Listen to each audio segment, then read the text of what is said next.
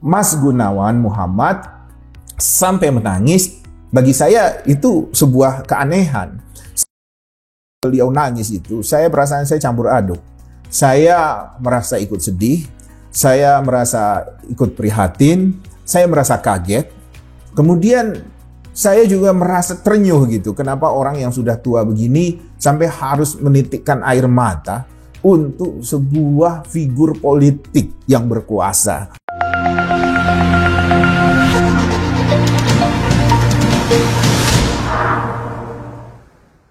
Halo teman Citra Indonesia, kami jamin Anda menang. Kembali lagi bersama saya Putri. Pada kesempatan kali ini kita akan membahas tentang Gunawan Muhammad menangis.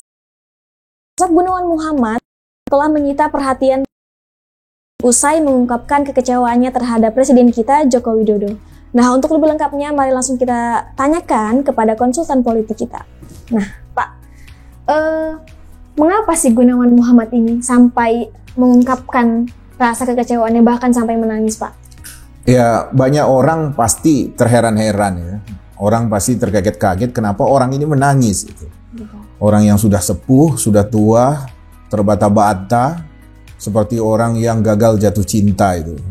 Nah, orang yang tidak paham siapa Gunawan Muhammad mungkin mempertanyakan, kenapa Bapak ini sampai menangis? Hanya karena Jokowi dianggap berkhianat atau Jokowi yang tidak pro demokrasi. Tapi kalau kita tahu bagaimana standing position Gunawan Muhammad selama ini di era pemerintahan Jokowi, itu luar biasa. Melihat Gunawan Muhammad jangan melihat diri dia sendiri.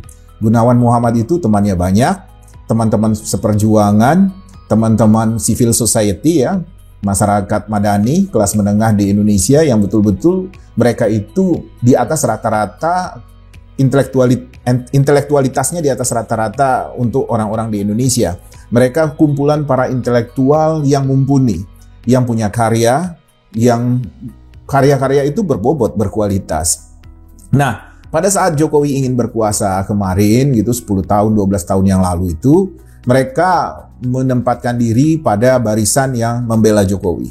Dan membelanya itu dengan membela yang betul-betul total itu. Mereka menganggap bahwa Jokowi adalah figur yang baru, figur yang fresh, yang tidak terhubung dengan masa lalu, yang tidak ada kaitannya dengan Orde Baru, tidak ada kaitannya dengan masa-masa kelam politik Indonesia. Dan kita lihat bagaimana juga Jokowi melakukan pendekatan-pendekatan yang populis. Kemudian juga Jokowi juga dianggap sebagai representasi rakyat biasa. Sehingga waktu itu tagline Jokowi itu adalah Jokowi adalah kita. Nah, di sana mereka menganggap Gunawan Muhammad dan kawan-kawan ini dan sebagian kawan-kawan intelektual yang lain, sebagian besar gitu, menganggap bahwa Jokowi adalah representasi perjuangan mereka. Mereka menganggap bahwa di luar Jokowi adalah kutu, hantu, maupun barang-barang busuk yang lain. Yang mereka menganggap bahwa di luar Jokowi itu adalah orang yang ingin merusak tatanan demokrasi dan peradaban kita. Sehingga mereka total berjuang membela Jokowi dengan segala cara, maksudnya dengan segala kemampuan mereka, sesuai dengan kemampuan mereka. Dan mereka mengawal ini dengan kapasitas mereka yang luar biasa. Dan mereka menganggap ini adalah mengawal Jokowi adalah mengawal peradaban Indonesia. Jadi bukan hanya sekedar mengawal kedewasaan politik, bukan hanya sekedar mengawal komitmen politik, bukan hanya sekedar mengawal perjuangan politik, bukan juga sekedar mengawal ini adalah pendewasaan politik, kemurnian politik, norma-norma politik dan idealisme politik, tapi juga mereka menganggap ini mengawal peradaban Indonesia. Gitu. Nah, wajar dong kalau mereka punya harapan yang luar biasa. Karena saya tahu Mas Gunawan Muhammad ya, Mas Gun ini orang yang serius mengawal peradaban Indonesia, yang berusaha membangun komunitas-komunitas intelektual, komunitas budayawan, dan punya komitmen yang besar di bidang sosial, budaya, dan politik. Sehingga pilihan-pilihan mereka itu dianggap sebagai resinya masyarakat madani Indonesia. Dianggap sebagai orang suci, orang bersih masyarakat madani Indonesia. Jadi kalau misalnya kelompoknya Mas Gun itu sudah mendukung si A, itu berarti ya A itu suci karena mereka sudah mengibarkan bendera mendukung si A. Nah, itu yang terjadi di mana Mas Gun dan kawan-kawan itu serius mendukung Jokowi. Mereka menganggap bahwa berharap dan menganggap Jokowi itu akan memperjuangkan nilai-nilai ini. Nilai-nilai, bukan hanya nilai-nilai demokrasi dan peradaban, nilai-nilai kemanusiaan, kemudian nilai-nilai semangat 45, kemudian Pancasila kita, macam-macam lah gitu. Jadi Mas Gun dan kawan-kawan ini melihat Jokowi adalah sesuatu gitu. Jokowi adalah harapan. Jokowi adalah simbol seperti mereka, simbol bersihnya orang gitu. Wajar kalau mereka menganggap Jokowi adalah sebagai simbol bersihnya mereka. Bagaimana bersihnya Mas Gun dan kawan-kawan, begitulah bersihnya Jokowi. Sehingga siapapun yang ingin mengkritik Jokowi, siapapun yang ingin mendiskreditkan Jokowi, siapapun yang ingin menunjukkan sisi buruk Jokowi, mereka harus menjadi buffernya. Mereka harus menjadi perisainya. Mereka menjadi pembela Jokowi. Untuk apa? Agar Jokowi ini fokus untuk membangun peradaban dan politik Indonesia. Fokus membangun tantangan-tantangan yang menjadi bagian dari tanggung jawab seorang presiden misalnya. Semacam itu. Jadi siapapun yang mau mengkritik Jokowi, pasti mereka serang gitu ya. Maksudnya mereka lawan, mereka mau, bahkan saya mengatakan mau mereka habisi. Karena mereka tidak ingin Jokowi terganggu dengan hal-hal seperti itu. Yang jadi masalah adalah Mas Gun dan kawan-kawan ini kerap memuji-muji Jokowi. Jadi karena ada serangan mereka memuji, ada kritik mereka memuji, ada suara-suara sinis mereka memuji Jokowi. Jadi seolah-olah Jokowi ini besar, banyak pendukungnya, dan mereka adalah orang-orang yang punya kekuatan politik, menjadi barisan nabi gitu di politik Indonesia, sehingga Jokowi dianggap tidak ada salah. Nah, jadi bisa dimaklumi kalau sampai Mas Gunawan Muhammad sampai menangis seperti itu, karena ternyata di belakangan gitu, di ujung kekuasaannya Jokowi sekitar setahun lagi atau setahun setengah lagi gitu dari kemarin itu, ternyata Jokowi menggunakan berbagai cara untuk bisa melestarikan kekuasaan itu di lingkungan keluarganya. Kita kan sudah bisa lihat bagaimana ada Gibran di situ menjadi wali kota Solo, ada menantunya Pak Jokowi, Bobi, jadi wali kota Medan, kemudian juga Kaisang yang mendadak jadi ketua umum partai politik gitu kan. Itu sesuatu yang wow sekali, itu sesuatu yang bagi saya itu kuat, itu sebuah kekuatan. Belum lagi kalau kita lihat ada sang paman gitu kan, sampai dibilang Mahkamah Konstitusi menjadi mahkamah keluarga gitu. Itu karena di situ ada Anwar Usman, ketua MK, Mahkamah Konstitusi, yang mengeluarkan keputusan yang kontroversial, yang membuat orang merasa jengah, melihat orang merasa khawatir, dan orang melihat itu adalah sebuah kecacatan etik yang luar biasa, sehingga Mahkamah Konstitusi di majelis kehormatannya itu juga membahas ini berulang-ulang. Dan saya kira itu adalah sesuatu yang membuat Mas Gunawan kecewa sekali ya. Fenomena-fenomena, peristiwa-peristiwa ini membuat Mas Gun itu kecewa sekali. Dan kalau buat citra Indonesia, ini adalah bagian yang wajar. Ini adalah dinamika politik yang harusnya disikapi secara kritis, kemudian disikapi secara dewasa, dan kita juga harus menunjukkan bahwa memang kita harus menjunjung etika berpolitik gitu. Walaupun dalam politik orang sering menganggap dalam dunia politik tidak ada etika. Yang enggak lah. Orang kan, politik itu kan untuk membangun demokrasi. Demokrasi itu kan penuh dengan semangat peradaban, dan semangat peradaban itu dibangun lewat etika. Jadi kalau misalnya orang menganggap bahwa ya ini adalah resiko politik, betul, tapi juga orang juga berhak untuk menggugat secara etis. Jadi jangan orang mengatakan bahwa oh itu wajar, jadi kita lihat aja siapa yang kuat, siapa yang bertarung. Bagi saya nggak boleh orang bicara begitu, tapi ini wajar kita lihat dari orang yang sedang berkuasa untuk mempertahankan kekuasaannya. Tapi dalam tatanan politik ini sangat tidak wajar, dan masyarakat bukan hanya harus menggugat, ya, wajib menggugat, tapi juga masyarakat harus terlibat mengkritisi ini, karena ini berbahaya buat peradaban kita ke depan. Jadi bukan hanya persoalan kekuasaan ini sebenarnya, tapi juga sebenarnya tentang contoh bagaimana kita berperilaku sehari-hari. Kalau ternyata tokoh-tokoh politik kita memberi contoh-contoh yang tidak wajar, contoh-contoh yang tidak pantas, itu nanti di bidang-bidang kehidupan yang lain, di bidang kemasyarakatan kita, bidang sosial kita, akhirnya akan menjadikan bahwa cara-cara pragmatis, cara-cara instan itu pantas dilakukan oleh siapapun, dan kita tidak lagi memiliki peradaban akhirnya, dan antar kita akhirnya akan saling tikam dan membuat bangsa ini menjadi berantakan kehidupannya, gitu.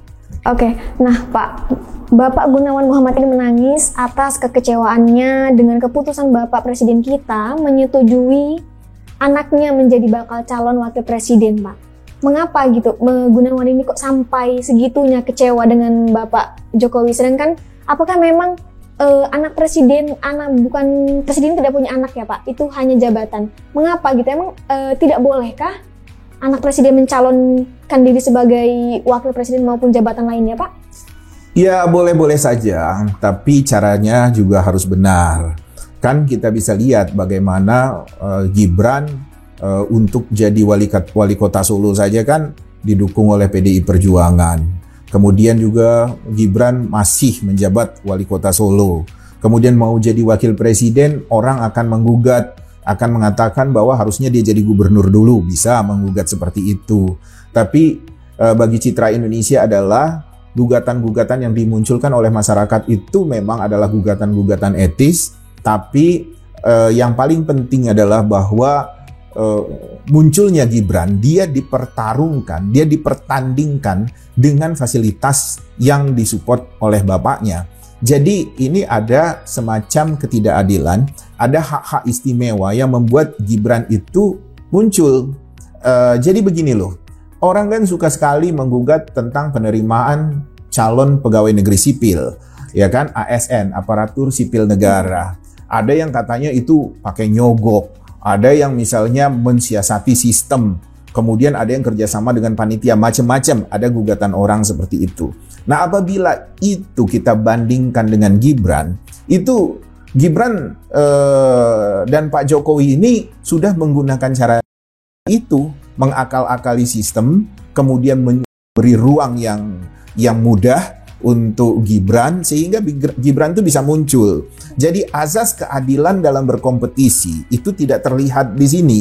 Kemudian juga ketika secara etik juga ya, ketika orang tuamu sedang berkuasa, kamu harusnya tidak tampil dengan menempel-nempel kekuasaan itu, tapi kamu harus menempa dirimu dengan cara-cara yang dewasa, yang mendewasakan dirimu dengan kakimu sendiri. Nah, kan selama ini kita lihat bagaimana walaupun Pak Jokowi mengatakan saya akan bersikap netral, kemudian saya tidak cawe-cawe untuk urusan Gibran, macam-macam lah. Apa alasannya Pak Jokowi itu, tapi bagi saya bahwa orang melihat kok bahwa ada kekuasaan di sini yang mendorong agar Gibran ini bisa mentas. Nah, cara-cara itu jelas tidak adil buat semua orang.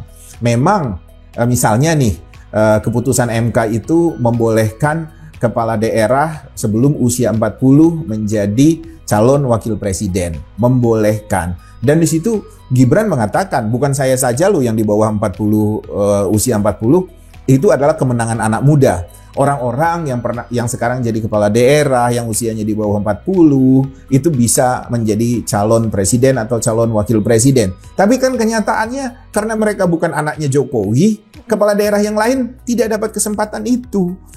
Partai politik tidak melirik mereka. Karena apa? Karena kader-kader senior di partai politik yang lain juga merasa lebih berhak. Yang senior-senior itu menganggap bahwa ini masanya mereka. Yang junior diminta untuk menempa diri lagi. Nah, itu yang membuat munculnya Gibran itu tidak adil secara etik di dunia politik. Orang sering menganggap itu gitu. Nah, sekarang pertanyaannya, apakah Gibran kalau misalnya bukan anaknya Jokowi, bukan anaknya presiden, itu bisa dengan mudah jadi wakil wali kota? Nah, itu kan perlu dipertanyakan juga. Jadi, tahap-tahap orang itu muncul, jangan dilihat pada saat dia menang, tapi dilihat prosesnya juga. Jadi, Gibran menjadi wali kota itu karena ada kondisi-kondisi. Apakah dia didukung oleh PDI Perjuangan, apakah dia memang sendiri, bapaknya, apakah dia disupport oleh fasilitas negara, apakah masyarakat maklum karena bapaknya presiden, anaknya pasti mampu, kan padahal belum tentu juga. Jadi variabel ketika orang tua itu berkuasa, kemudian dia membolehkan atau dia memberi ruang pada anaknya untuk mentas, itu harus betul-betul dikawal secara alamiah, secara etik. Nah, itu yang harus jadi perhatian kita. Mas Gunawan Muhammad sampai menangis, bagi saya itu sebuah keanehan. Saya ketika melihat beliau nangis itu, saya perasaan saya campur aduk. Saya merasa ikut sedih, saya merasa ikut prihatin, saya merasa kaget. Kemudian saya juga merasa terenyuh gitu. Kenapa orang yang sudah tua begini sampai harus menitikkan air mata untuk sebuah figur politik yang berkuasa. Nah, tapi dari semua rasa saya yang sedih dan ikut merasakan keperihan itu, saya ketawa ngakak sebenarnya. Ketawa ngakak kenapa? Kenapa Mas Gun baru sadar sekarang gitu loh. Dan Mas Gun sebagai seorang intelektual, seorang yang ngerti benar tentang kekuasaan itu cenderung korup, kenapa dia mengawal kekuasaan ini tanpa syarat gitu? Kenapa dia menganggap bahwa yang namanya Jokowi itu orang suci? Kenapa dia menganggap bahwa Jokowi tidak mungkin melakukan hal yang aneh-aneh?